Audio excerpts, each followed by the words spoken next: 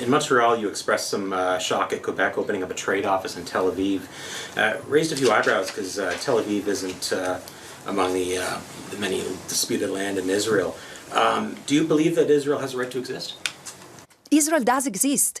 Israel is a recognized member of the United Nations. Besides this, there is not such a thing in international law like a right of a state to exist. Does Italy have a right to exist? Italy exists. Now, if tomorrow Italy and France want to merge and become Ita-France, fine. This is not up to us. What is enshrined in international law is the right of a people to exist. So the state is there, the state of Israel is there, is protected as a member of the United Nations. Does this justify the erasure of another people? Hell no. Not 75 years ago, not 57 years ago, surely not today. Where is the protection of the Palestinian people from erasure, from annexation, from illegal occupation and apartheid? This is what we need to discuss. Your past comments on Israel and the war have been garnered some criticism with nations like Germany and France declaring their comments as anti-Semitic.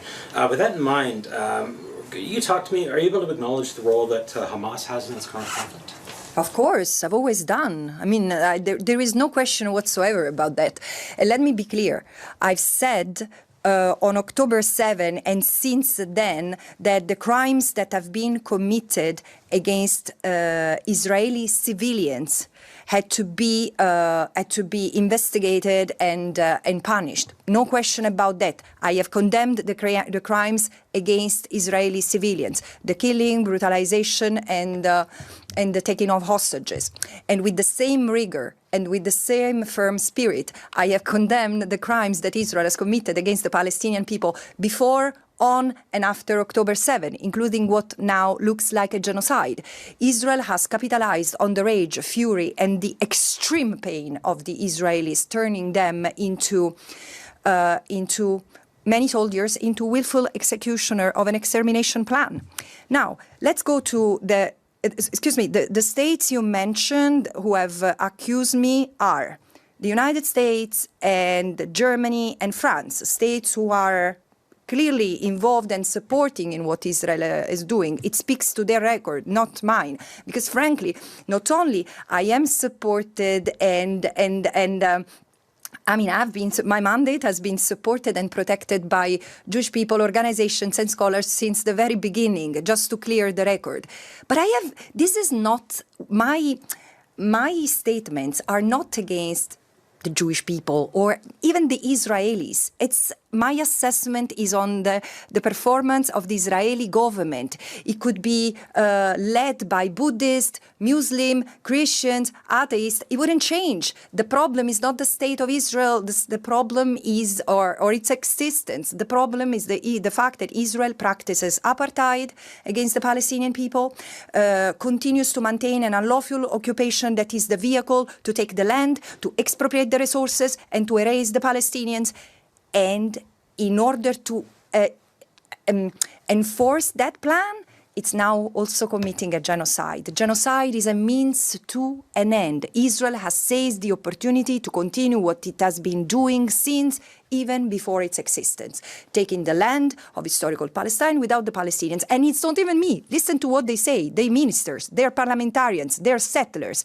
And by the way, there are Canadian individuals involved in this, in the settlements and probably also fighting in Israel. So this is upon you to know and correct.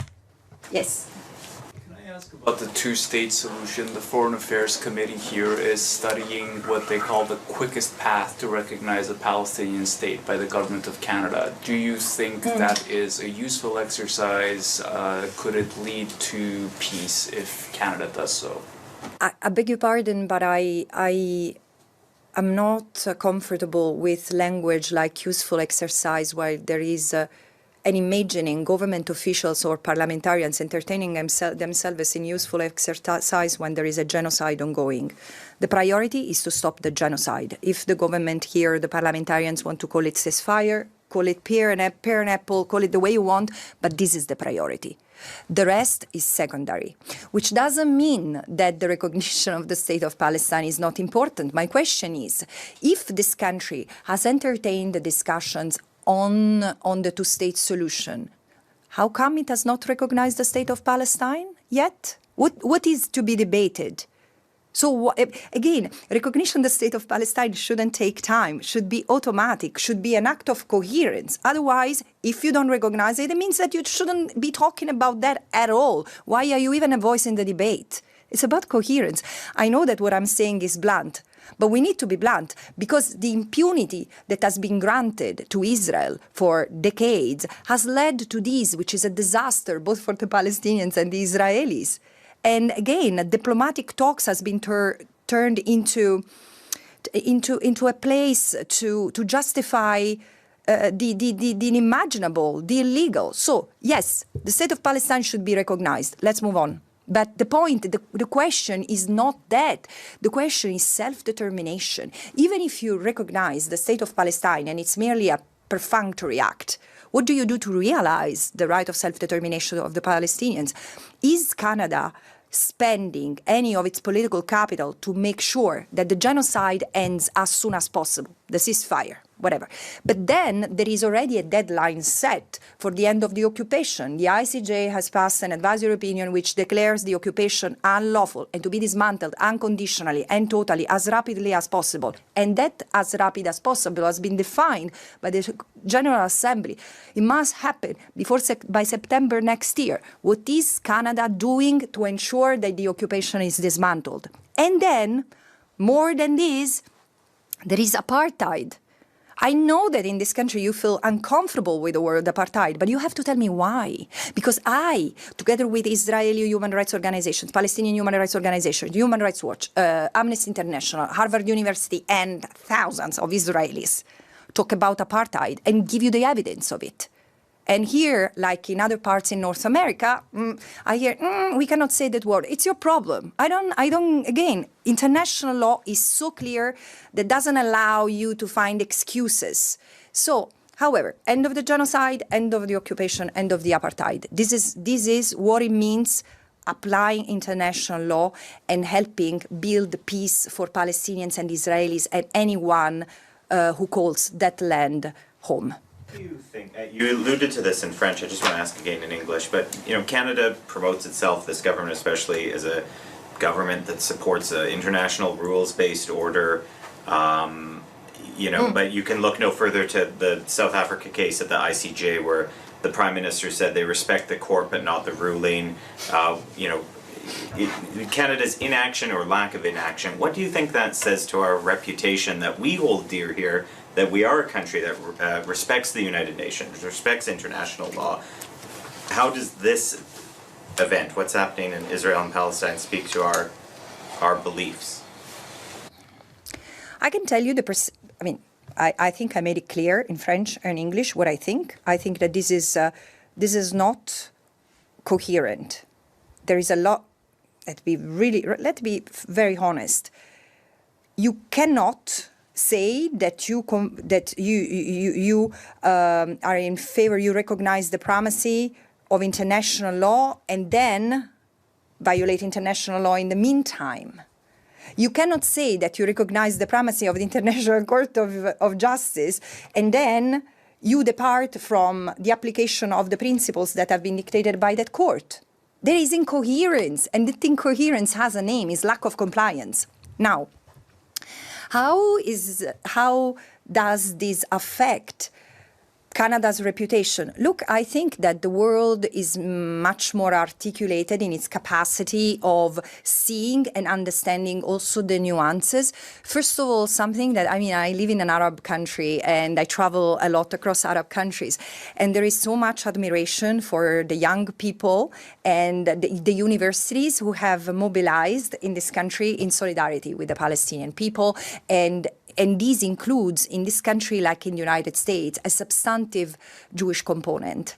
This is so important, so fundamental, because in a way, it's building a bridge that has been broken many decades ago between the Jewish people and the Arab people. This is immense.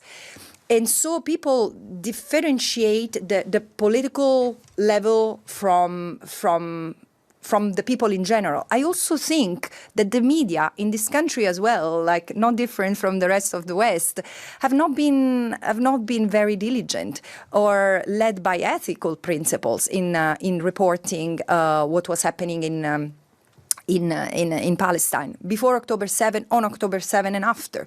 So probably there is large part of the Canadian people who don't even know what kind of inferno Gaza has been turned into. Women unable to find the basics, from running water, of course everyone, but as a woman, I mean, I would like people to empathize, to realize what it means having an entire family exterminated, not having hospitals anymore, all the universities destroyed, the 300 schools destroyed, all the UN buildings standing, 70% have been severely damaged and cannot be used. Gaza has been turned into rubble. Is it a war? No, it's not a war. Israel has predicated this genocide on the killing of terrorists, when the entire civilian population in Gaza has been qualified as terrorists, including the elderly, including the children, 17,000 children. That if I told you bunnies, there would be better reaction. But because they are Arab, we don't empathize. This speaks to our racists. And I say that as a European, I see that in us. And let's take this opportunity to do better, to recognize what doesn't work in our societies. And may this be the last genocide in history. This is where we are today. And Canada is still seen as part of the old settler colonial bloc. I'm sorry.